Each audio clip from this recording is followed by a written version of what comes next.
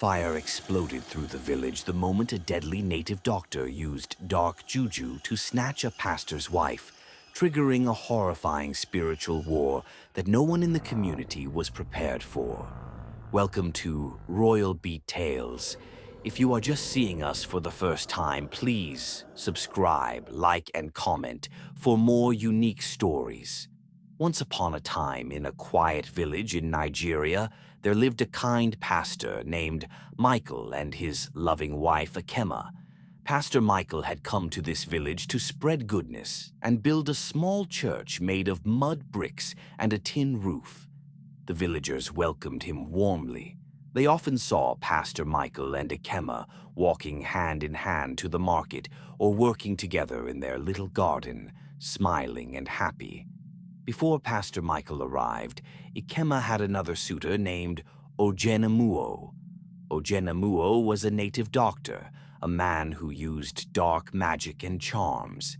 In the past, he had hoped to marry Akema, and many thought they would marry. But Ojenammuo left the village for a time to learn more magic, and during that time, Akema moved on. She met Pastor Michael, who was gentle and kind, very different from Ojenammuo. Everyone in the village knew Ojenammuo's name. Some spoke it in whispers because they feared his powers. He had a small shrine in the forest where he performed rituals with carved masks, bones, and clay pots filled with strange herbs.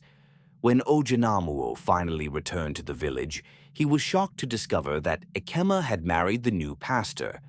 One evening, as the sun set in golden hues over the tall palm trees, Ojenammuo spotted Pastor Michael and Akema walking home from church. He watched them from behind a mango tree, anger burning in his eyes. The woman he once wanted for himself was now the wife of a pastor, a man of God. Ojenammuo clenched his fists and decided it was time to confront Akema and take back what he believed was his. In the gathering dusk, a cold wind began to blow, and an owl hooted from a rooftop, as if sensing the evil that was coming.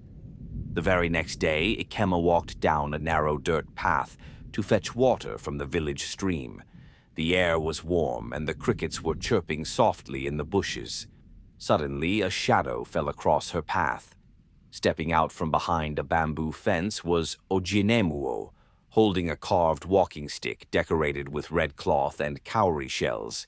Akema's heart skipped a beat when she saw her old suitor. She had hoped never to meet him again. "Ojenammuo," she said in a careful voice, clutching her water pot. "Good afternoon." Her voice trembled slightly, but she tried to stay calm. Ojenammuo gave a thin smile. "Akema, so we meet again," he said quietly. His eyes studied her from head to toe. "I see you are now a married woman." He spat the word married bitterly, and Akema saw his lips curl in anger. "You didn't wait for me. You chose a pastor over me who has known you since you were a girl." Akema took a step back, remembering to keep a safe distance. "I am married now, and I am happy," she replied, trying to sound brave.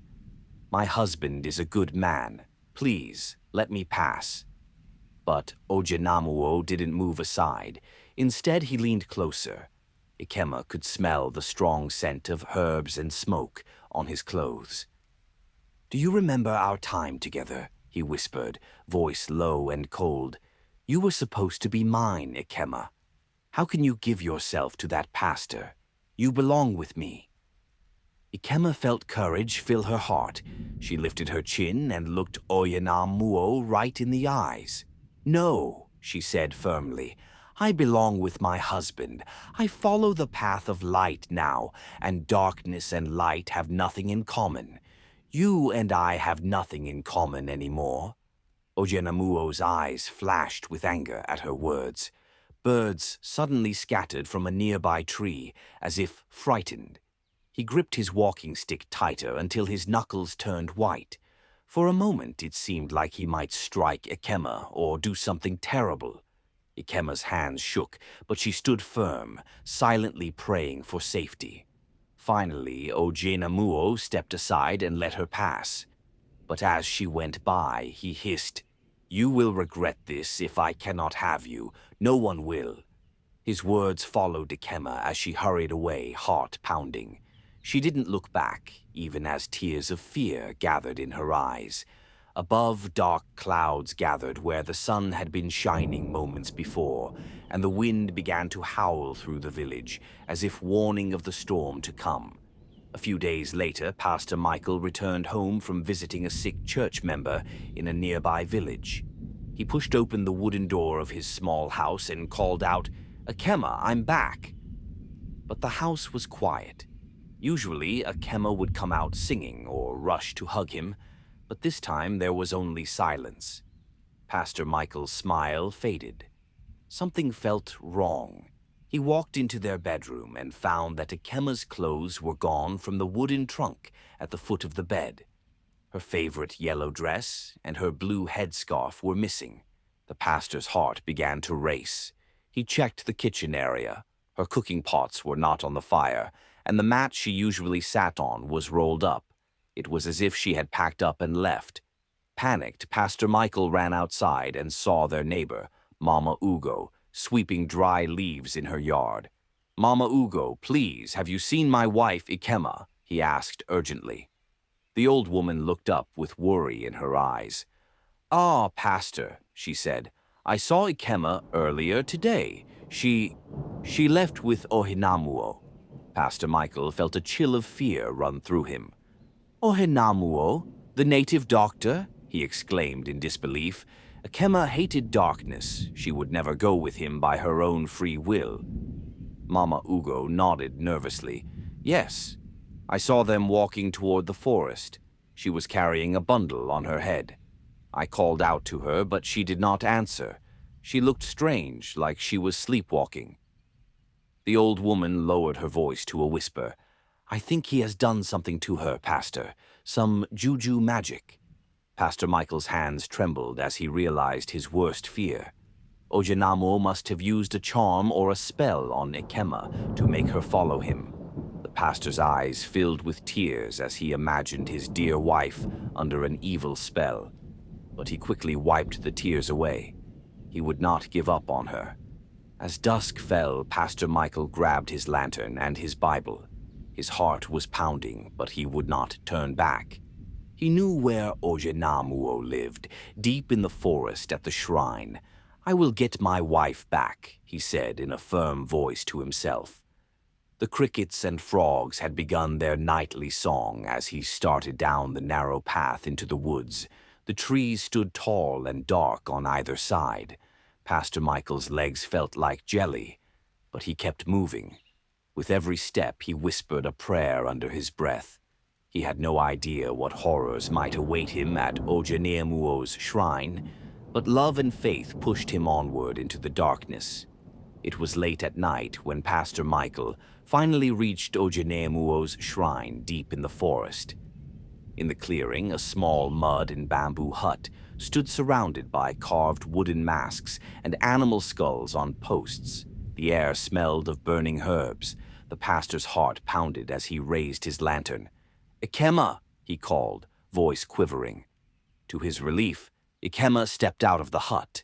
But she looked strange. Her face was blank and her eyes were dull, as if she were sleepwalking. She wore a necklace of charms and red and white beads on her wrists that he had never seen. "Akema, I'm here to take you home," he said gently.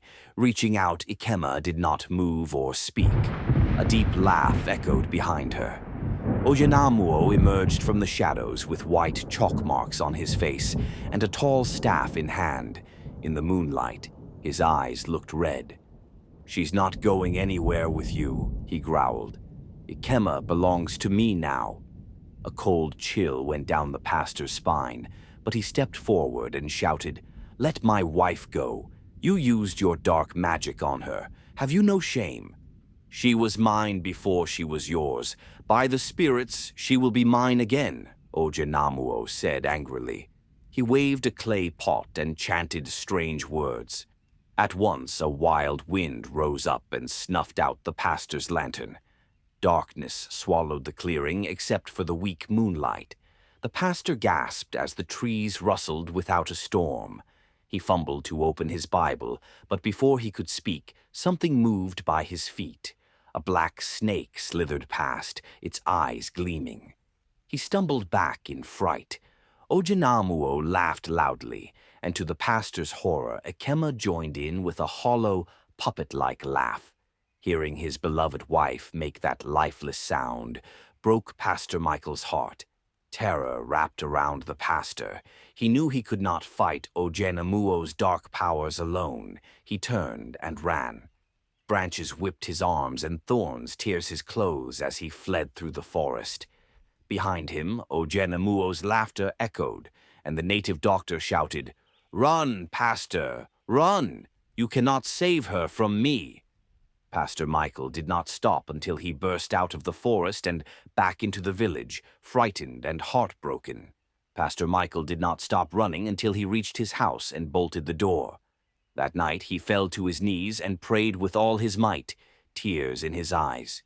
He prayed for Akema's safety and for strength to fight the darkness. Eventually he was very tired, and he fell into a troubled sleep on his mat. As soon as he slept, the nightmares began. He dreamed of chasing Akema through a fog, only for Ojenammuo to appear laughing and blocking his way. In another dream, Akema turned into a fierce wild cat that clawed at him. Each time these scary dreams jolted him awake, the pastor would gasp for air and then begin to pray. He refused to let fear win. He remembered that God was with him, even in the darkest valley. After every nightmare, Pastor Michael lit a candle and prayed harder, asking God to protect him and save his wife. Around midnight, a sudden chill filled the room. The flame of his candle wobbled. Pastor Michael felt he was not alone. Slowly, he looked up, and there, at the foot of his bed, stood Ojenammuo. The native doctor looked like a dark shadow with glowing eyes and a cruel smile.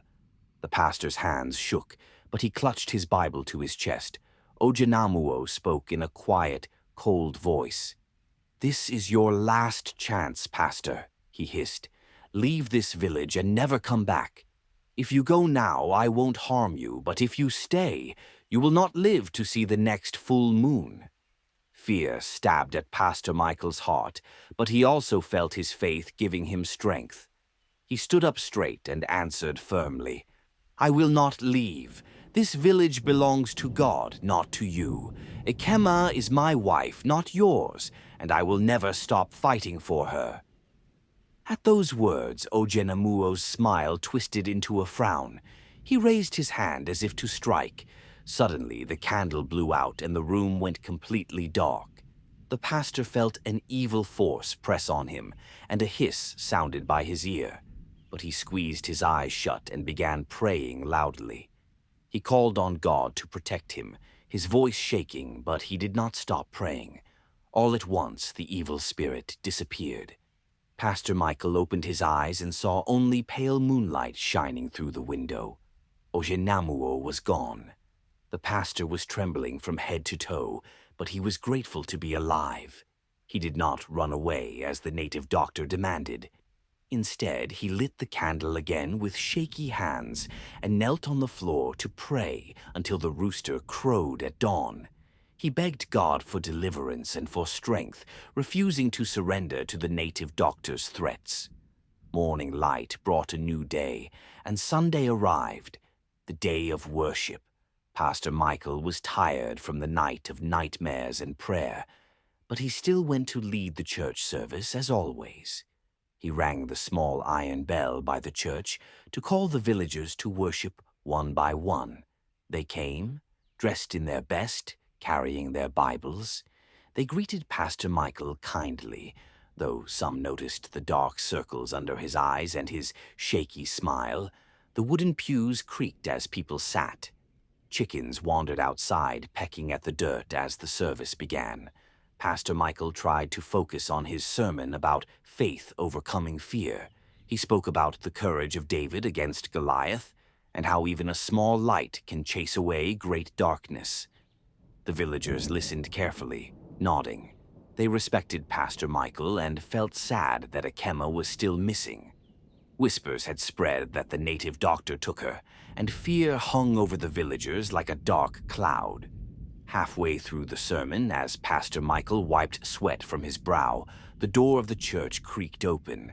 A tall figure slipped in silently and sat on the back bench. Pastor Michael's heart nearly stopped. It was Ojenammuo. The native doctor had come into the church. He wore a black robe and had his face painted with white chalk symbols. But something was strange. None of the other church members reacted to Ojenammuo at all. They continued listening to the sermon, eyes forward, as if they saw nothing. Only Pastor Michael could see the native doctor sitting there with a wicked grin. Ojenammuo lifted a finger to his lips as if to hush the pastor, then pointed that finger at Pastor Michael like a warning. The pastor's mouth went dry. His hands holding the Bible began to shake. Pastor Michael lost his place in his sermon notes. He watched in dread as Ojenammuo stood up from the back bench and started walking slowly down the aisle, closer and closer. To Pastor Michael, each footstep echoed on the wooden floor, but no one else heard a thing. No one else saw anything.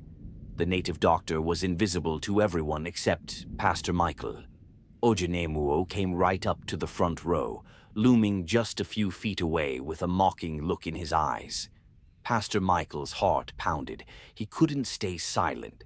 Suddenly, he shouted, "The Lord rebuke you, evil spirit!" His cry rang out in the small church. Everyone jumped in surprise and looked around, seeing nothing. Murmurs of confusion spread. The people wondered if their pastor was all right. Ojenammuo smirked and moved even closer, trying to scare the pastor in front of everyone. Pastor Michael knew he had to do something fast. He shut his eyes and began to sing a hymn loudly. "The Lord is my light and my salvation. Whom shall I fear?" Though puzzled, the villagers in the church slowly joined their pastor in the song. Their voices grew stronger, filling the church with a powerful melody. As they sang, Ojenammuo covered his ears, frowning in pain. With one last furious glare, the native doctor disappeared from the church as suddenly as he had come. All at once, the heavy feeling in the air lifted. Pastor Michael opened his eyes and let out a breath of relief. The villagers, still confused, finished the service with a prayer. They sensed something strange had happened. After church, whispers spread through the village that Ojenammuo's evil spirit had tried to attack the pastor during worship. Everyone was afraid because they knew how dangerous Ojenammuo could be. That night, families locked their doors tight, and parents comforted their children, praying that God would protect their village from the angry native doctor. A few days later, a heavy tension still hung over the village. Everyone was afraid of what Ojenammuo might do next, but something happened that no one expected. That afternoon, an old farmer named Papa Ifeanyi was burning dry grass on his farm to prepare for planting season. The day was hot and the wind was strong. Before he knew it, the flames he set grew large and spread beyond his field. The fire rushed toward the forest, crackling through the bushes. Papa Ifeanyi dropped his tool in fear as he realized the fire was heading straight for Ojenammuo's shrine hidden among the trees. Within minutes, thick black smoke rose from the forest. The dry palm leaves and wooden hut of the shrine caught fire quickly. Villagers saw the smoke and heard a loud crackling noise. Ojenammuo's sacred shrine was burning to the ground. When Ojenammuo saw his shrine on fire, he screamed in rage. He tried to stop the flames with his magic, but nothing worked. Finally, he fled into the forest as everything he treasured turned to ash. At that same moment, Akema suddenly came to her senses at Ojenammuo's hut. It was as if a dark fog lifted from her mind. Realizing she was free from the spell, she immediately jumped up and ran toward the village as fast as she could. Pastor Michael and the villagers saw someone running down the path from the forest. It was Akema. The pastor's heart leaped. He ran to her, and she fell into his arms, sobbing with relief. Pastor Michael wept for joy and thanked God over and over that his wife was finally free. The whole village rejoiced to see Akema back. People clapped, laughed, and praised God that the evil spell was finally broken. Papa Ifeanyi was amazed that his little farm fire had chased away such a great evil. He wiped his forehead and joked, "I only wanted to burn weeds, but my small fire drove away a big darkness." Everyone laughed with relief and thanked God for this unexpected miracle. As for Ojenammuo, he was never seen in the village again. With his shrine gone, his power was gone. Some say he wandered far away in shame, and others whisper that the spirits punished him for his wicked deeds. Either way, the dark cloud over the village was gone. That night, Pastor Michael and Akema knelt together to thank God for saving them. The villagers slept peacefully for the first time in weeks. The battle was over, and good had won. Akema's words to Ojenammuo proved true.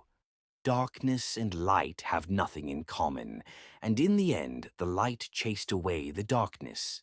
The tale of the native doctor who snatched a pastor's wife, and how faith and love brought her back, was told for years in the village. Everyone learned that no matter how scary evil seems, goodness and truth will always win in the end. Thanks for watching. Please subscribe, like, and comment for more unique stories.